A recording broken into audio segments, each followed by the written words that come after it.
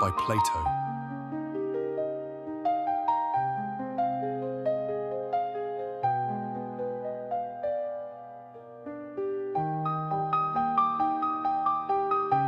Ion, a rhapsode, arrives from Ephesus, his voice trained in the verses of Homer.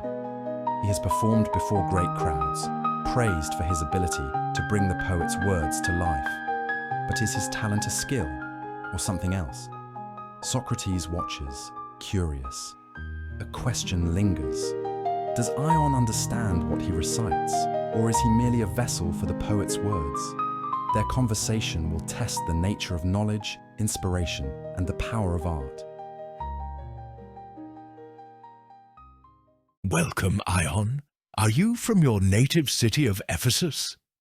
No, Socrates, but from Epidaurus, where I attended the festival of Asclepius. And do the Epidaurians have contests of rhapsodes at the festival? Oh yes, and of all sorts of musical performers. And were you one of the competitors, and did you succeed? I obtained the first prize of all. Well done! And I hope that you will do the same for us at the Panathenaea. And I will, please heaven. I often envy the profession of a rhapsode, Ion, for you have always to wear fine clothes, and to look as beautiful as you can is a part of your art. Then, again, you are obliged to be continually in the company of many good poets, and especially of Homer, who is the best and most divine of them.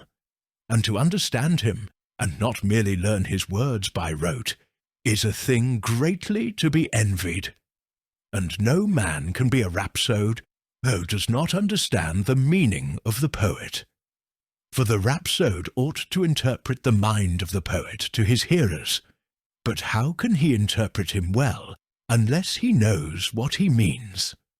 All this is greatly to be envied. Very true, Socrates.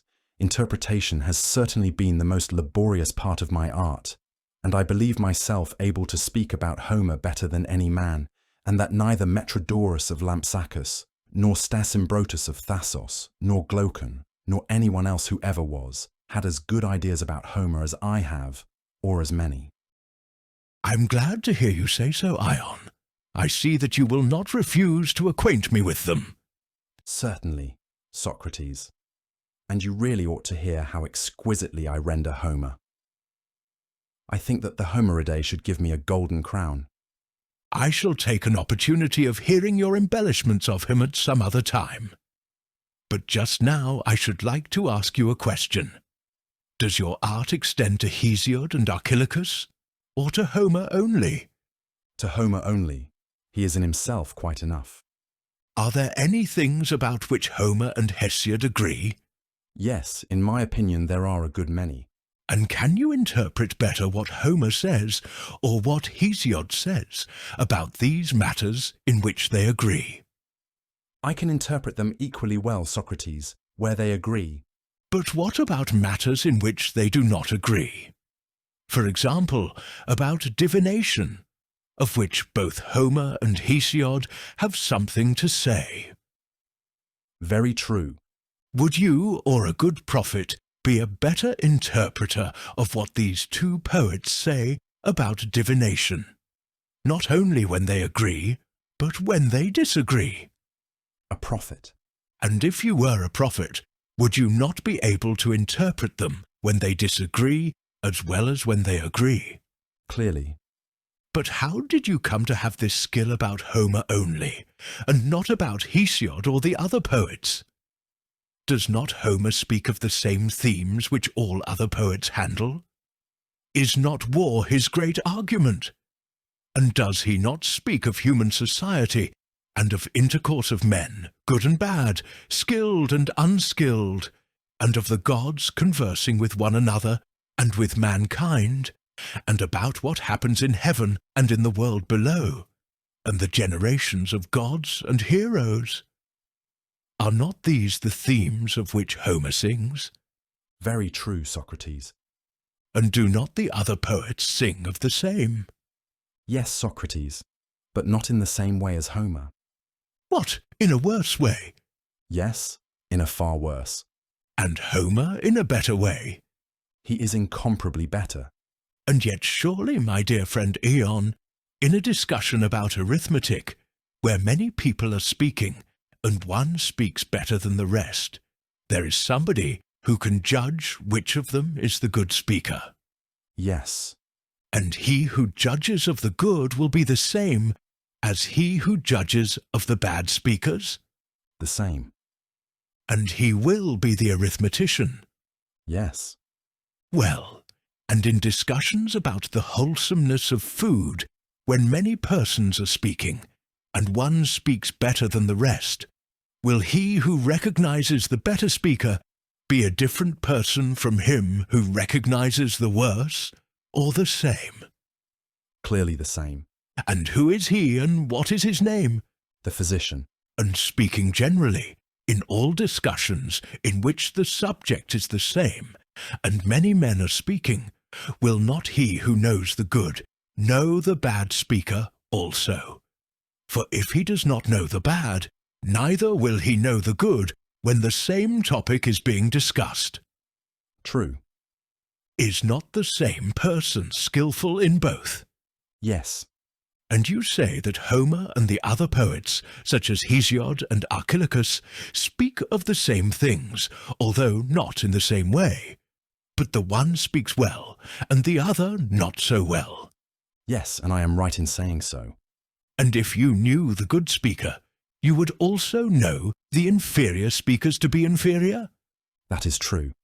Then, my dear friend, can I be mistaken in saying that Ion is equally skilled in Homer and in other poets, since he himself acknowledges that the same person will be a good judge of all those who speak of the same things, and that almost all poets do speak of the same things? Why then, Socrates, do I lose attention and go to sleep and have absolutely no ideas of the least value when anyone speaks of any other poet? But when Homer is mentioned, I wake up at once and am all attention and have plenty to say. The reason, my friend, is obvious. No one can fail to see that you speak of Homer without any art or knowledge. If you were able to speak of him by rules of art, you would have been able to speak of all other poets, for poetry is a whole. Yes. And when any one acquires any other art as a whole, the same may be said of them. Would you like me to explain my meaning, Ion? Yes, indeed, Socrates. I very much wish that you would, for I love to hear you wise men talk. Oh, that we were wise, Ion, and that you could truly call us so. But you rhapsodes and actors, and the poets whose verses you sing are wise, whereas I am a common man, who only speak the truth. For consider what a very commonplace and trivial thing is this which I have said, a thing which any man might say, that when a man has acquired a knowledge of a whole art, the inquiry into good and bad is one and the same. Let us consider this matter. Is not the art of painting a whole? Yes. And there are and have been many painters, good and bad? Yes. And did you ever know anyone who was skillful in pointing out the excellences and defects of Polygnotus, the son of Aglaophon, but incapable of criticizing other painters? And when the work of any other painter was produced, went to sleep and was at a loss, and had no ideas. But when he had to give his opinion about Polygnotus, or whoever the painter might be, and about him only, woke up and was attentive and had plenty to say. No, indeed. I have never known such a person. Or did you ever know of anyone in sculpture who was skillful in expounding the merits of Daedalus the son of Metion, or of Epius the son of Panopeus, or of Theodorus the Samian, or of any individual sculptor? But when the works of sculptors in general were produced, was at a loss, and went to sleep and had nothing to say. No, indeed. No more than the other. And if I am not mistaken, you never met with anyone among flute players, or harp players, or singers to the harp, or rhapsodes who was able to discourse of Olympus, or Thamyras, or Orpheus, or Phemius, the rhapsode of Ithaca, but was at a loss when he came to speak of Ion of Ephesus, and had no notion of his merits or defects. I cannot deny what you say, Socrates. Nevertheless, I am conscious in my own self, and the world agrees with me in thinking that I do speak better and have more to say about Homer than any other man, but I do not speak equally well about others. Tell me the reason of this. I perceive, Ion, and I will proceed to explain to you what I imagine to be the reason of this. The gift which you possess of speaking excellently about Homer is not an art, but, as I was just saying, an inspiration. There is a divinity moving you, like that contained in the stone which Euripides calls a magnet, but which is commonly known as the stone of Heraclea. This stone not only attracts iron rings, but also imparts to them a similar power of attracting other rings. And sometimes you may see a number of pieces of iron and rings suspended from one another so as to form quite a long chain, and all of them derive their power of suspension from the original stone. In like manner, the Muse first of all inspires men herself, and from these inspired persons a chain of other persons is suspended, who take the inspiration. For all good poets, epic as well as lyric, compose their beautiful poems not by art, but because they are inspired and possessed. And as the Corybantian revellers when they dance are not in their right mind, so the lyric poets are not in their right mind when they are composing their beautiful strains. But when falling under the power of music and metre, they are inspired and possessed, like Bacchic maidens who draw milk and honey from the rivers when they are under the influence of Dionysus, but not when they are in their right mind. And the soul of the lyric poet does the same, as they themselves say. For they tell us that they bring songs from honeyed fountains, culling them out of the gardens and dells of the Muses, they, like the bees, winging their way from flower to flower. And this is true, for the poet is a light and winged and holy thing, and there is no invention in him until he has been inspired and is out of his senses, and the mind is no longer in him. When he has not attained to this state, he is powerless and is unable to utter his oracles. Many are the noble words in which poets speak concerning the actions of men. But like yourself when speaking about Homer, they do not speak of them by any rules of art.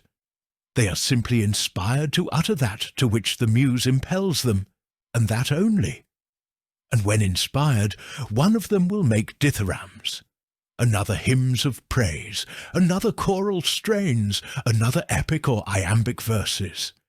And he who is good at one is not good at any other kind of verse. For not by art does the poet sing, but by power divine. Had he learned by rules of art, he would have known how to speak not of one theme only, but of all. And therefore God takes away the minds of poets, and uses them as his ministers, as he also uses diviners and holy prophets, in order that we who hear them may know them to be speaking not of themselves who utter these priceless words in a state of unconsciousness, but that God himself is the speaker, and that through them he is conversing with us. Antinicus the Chalcidian affords a striking instance of what I am saying. He wrote nothing that anyone would care to remember but the famous paean which is in everyone's mouth, one of the finest poems ever written, simply an invention of the Muses, as he himself says. For in this way the god would seem to indicate to us, and not allow us to doubt, that these beautiful poems are not human, or the work of man, but divine and the work of God, and that the poets are only the interpreters of the gods by whom they are severally possessed. Was not this the lesson which the god intended to teach, when by the mouth of the worst of poets he sang the best of songs? Am I not right, Ion? Yes, indeed, Socrates. I feel that you are. For your words touch my soul, and I am persuaded that good poets, by a divine inspiration, interpret the things of the gods to us. And you rhapsodists are the interpreters of the poets? There again you are right. Then you are the interpreters of interpreters. Precisely. I wish you would frankly tell me, Ion, what I am going to ask of you. When you produce the greatest effect upon the audience in the recitation of some striking passage, such as the apparition of Odysseus leaping forth on the floor, recognized by the suitors and casting his arrows at his feet, or the description of Achilles rushing at Hector, or the sorrows of Andromache, Hecuba, or Priam, are you in your right mind? Are you not carried out of yourself, and does not your soul, in an ecstasy, seem to be among the persons or places of which you are speaking, whether they are in Ithaca or in Troy, or whatever may be the scene of the poem? That proof strikes home to me, Socrates. For I must frankly confess that at the tale of pity my eyes are filled with tears, and when I speak of horrors, my hair stands on end and my heart throbs. Well, Ion, and what are we to say of a man who at a sacrifice or festival, when he is dressed in holiday attire, and has golden crowns upon his head, of which nobody has robbed him, appears weeping or panic-stricken in the presence of more than 20,000 friendly faces, when there is no one despoiling or wronging him? Is he in his right mind, or is he not? No, indeed, Socrates. I must say that, strictly speaking, he is not in his right mind. And are you aware that you produce similar effects on most of the spectators? Only too well, for I look down upon them from the stage, and behold the various emotions of pity, wonder, sternness, stamped upon their countenances when I am speaking. And I am obliged to give my very best attention to them, for if I make them cry, I myself shall laugh, and if I make them laugh, I myself shall cry when the time of payment arrives. Do you know that the spectator is the last of the rings which, as I am saying, receive the power of the original magnet from one another?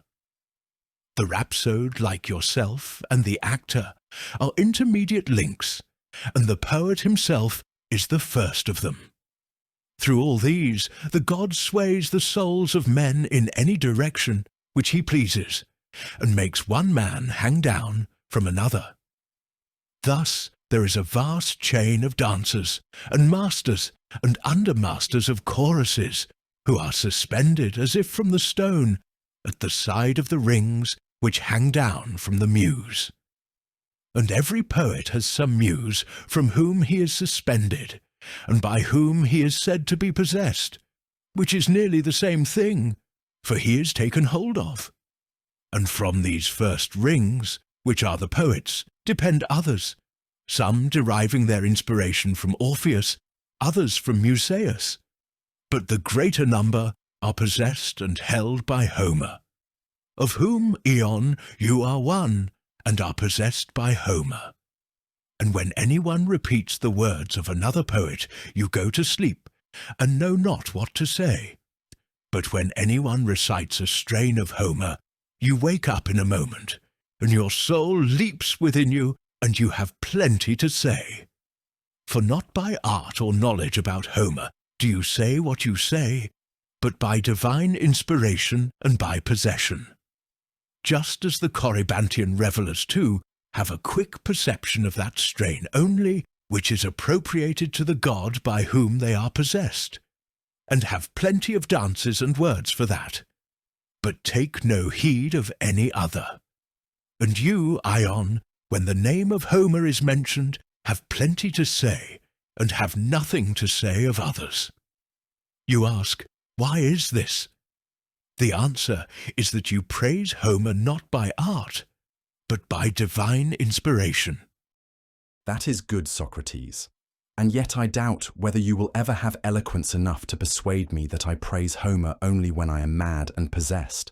And if you could hear me speak of him, I am sure you would never think this to be the case.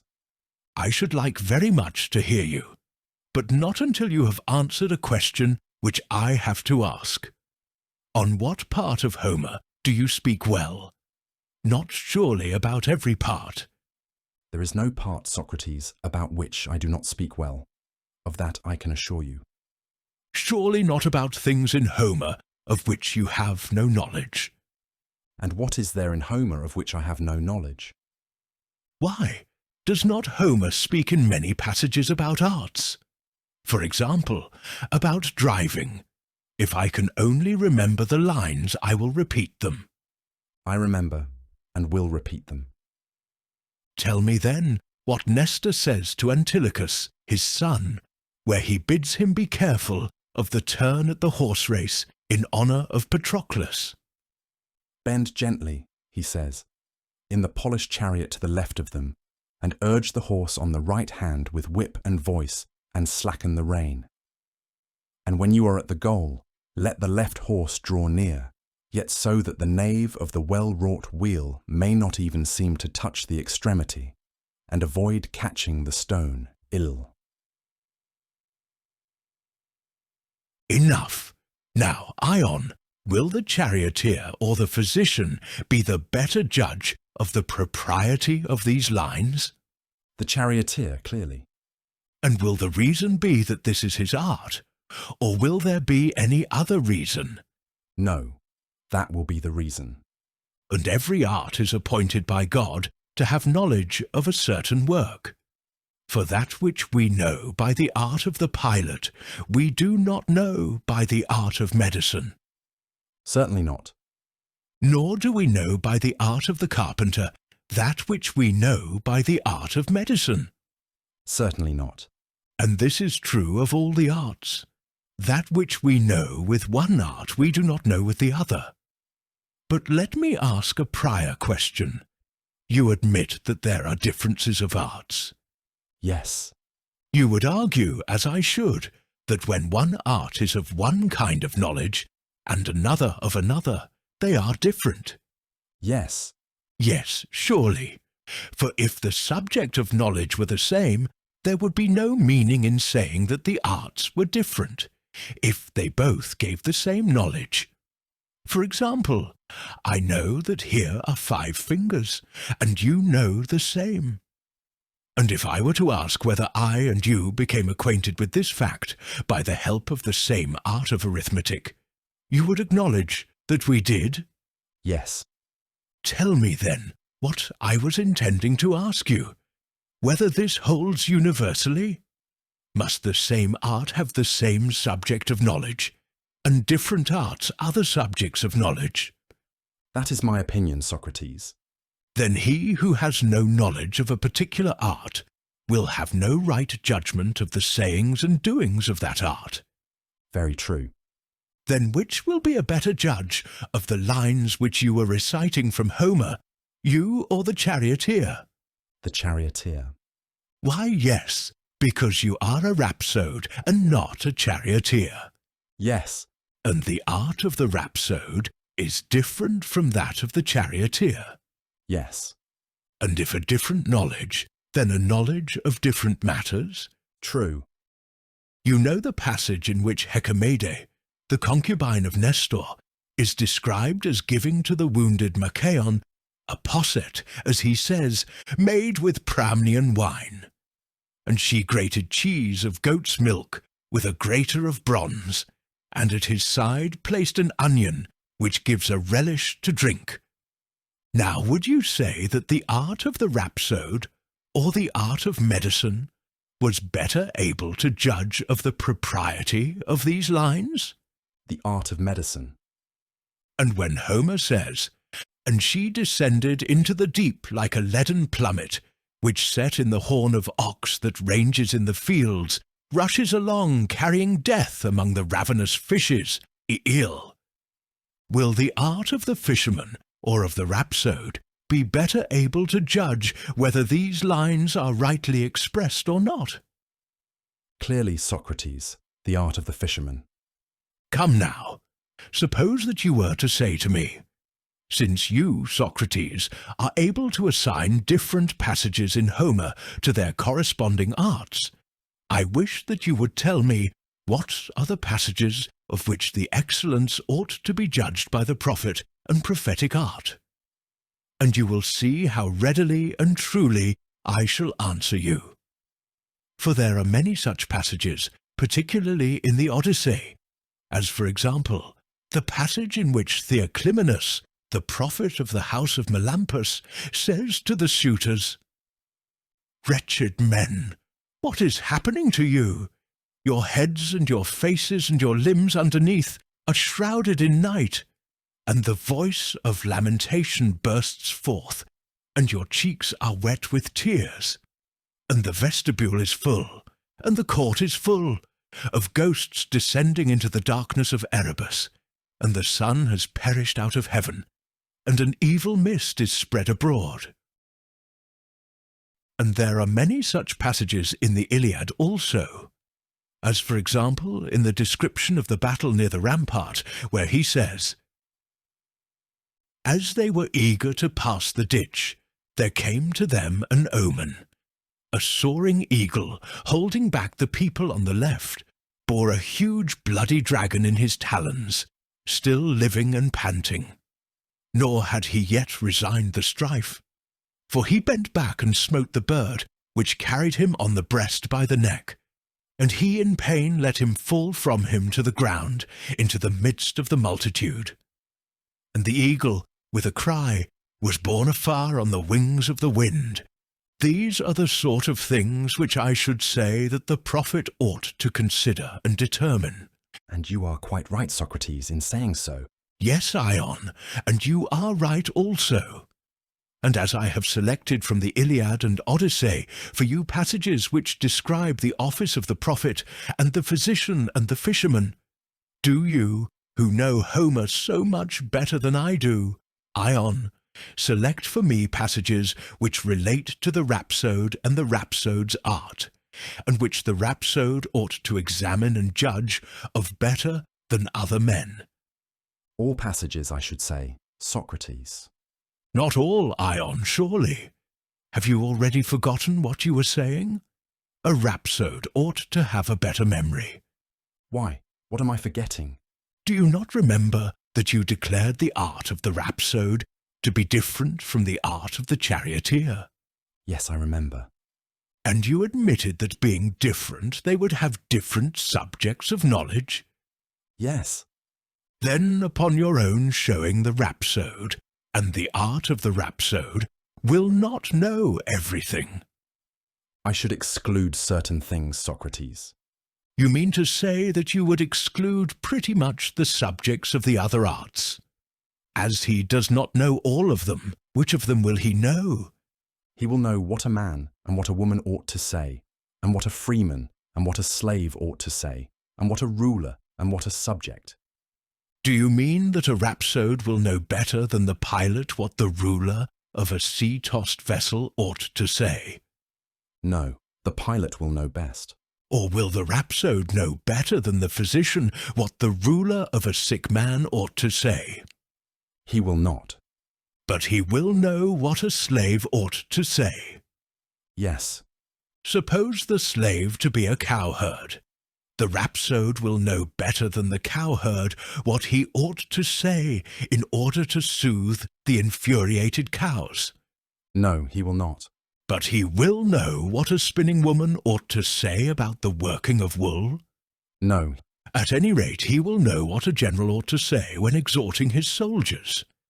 Yes, that is the sort of thing which the rhapsode will be sure to know. Well, but is the art of the rhapsode the art of the general? I am sure that I should know what a general ought to say. Why, yes, Ion, because you may possibly have a knowledge of the art of the general as well as of the rhapsode, and you may also have a knowledge of horsemanship as well as of the lyre. And then you would know when horses were well or ill managed. But suppose I were to ask you, by the help of which art, Ion, Do you know whether horses are well managed by your skill as a horseman or as a performer on the lyre? What would you answer? I should reply, by my skill as a horseman. And if you judged of performers on the lyre, you would admit that you judged of them as a performer on the lyre, and not as a horseman? Yes. And in judging of the general's art, do you judge of it as a general or a rhapsode? To me there appears to be no difference between them. What do you mean? Do you mean to say that the art of the rhapsode and of the general is the same? Yes, one and the same. Then he who is a good rhapsode is also a good general. Certainly, Socrates. And he who is a good general is also a good rhapsode. No, I do not say that. But you do say that he who is a good rhapsode is also a good general. Certainly. And you are the best of Hellenic rhapsodes. Far the best, Socrates. And are you the best general, Ion? To be sure, Socrates. And Homer was my master. But then, Ion, what in the name of goodness can be the reason why you, who are the best of generals as well as the best of rhapsodes in all Hellas, go about as a rhapsode when you might be a general? Do you think that the Hellenes want a rhapsode with his golden crown, and do not want a general? Why, Socrates, the reason is that my countrymen, the Ephesians, are the servants and soldiers of Athens, and do not need a general. And you and Sparta are not likely to have me, for you think that you have enough generals of your own. My good Ion, did you never hear of Apollodorus of Cyzicus? Who may he be? One who, though a foreigner, has often been chosen their general by the Athenians. And there is Phanosthenes of Andros, and Heraclides of Clazomenae, whom they have also appointed to the command of their armies and to other offices, although aliens, after they had shown their merit. And will they not choose Ion the Ephesian to be their general, and honour him if he prove himself worthy? Were not the Ephesians originally Athenians, and Ephesus is no mean city? But indeed, Ion, if you are correct in saying that by art and knowledge you are able to praise Homer, you do not deal fairly with me. And after all your professions of knowing many glorious things about Homer, and promises that you would exhibit them, you are only a deceiver, and so far from exhibiting the art of which you are a master, will not, even after my repeated entreaties, explain to me the nature of it. You have literally as many forms as Proteus, and now you go all manner of ways, twisting and turning, and like Proteus, become all manner of people at once, and at last slip away from me in the disguise of a general, in order that you may escape exhibiting your Homeric lore. And if you have art, then, as I was saying, in falsifying your promise that you would exhibit Homer, you are not dealing fairly with me. But if, as I believe, you have no art, but speak all these beautiful words about Homer unconsciously under his inspiring influence, then I acquit you of dishonesty, and shall only say that you are inspired. Which do you prefer to be thought, dishonest or inspired? There is a great difference, Socrates, between the two alternatives, and inspiration is by far the nobler. Then, Ion, I shall assume the nobler alternative, and attribute to you in your praises of Homer inspiration, and not art. Ion stands before Socrates, proud still, but unmoored. He came to Athens a master of Homer, a man of art and song. He leaves with a question he cannot answer. Is he skilled or merely swept up? Wise or merely moved? The rhapsode clings to the muse, to inspiration, to madness. Socrates watches him go, the old war between poetry and philosophy left unresolved. The Ion remains one of Plato's shortest and most enigmatic works. Some, like Goethe and Schleiermacher, questioned its authorship, finding its tone too light, its argument too playful, lacking the depth of Plato's more rigorous dialogues. They saw it as the work of a later imitator, its irony too sharp, its conclusion too open-ended. Yet whether truly Plato's or not, the dialogue endures, a study of art and inspiration, of knowledge and illusion, of the unseen forces that move both poet and man.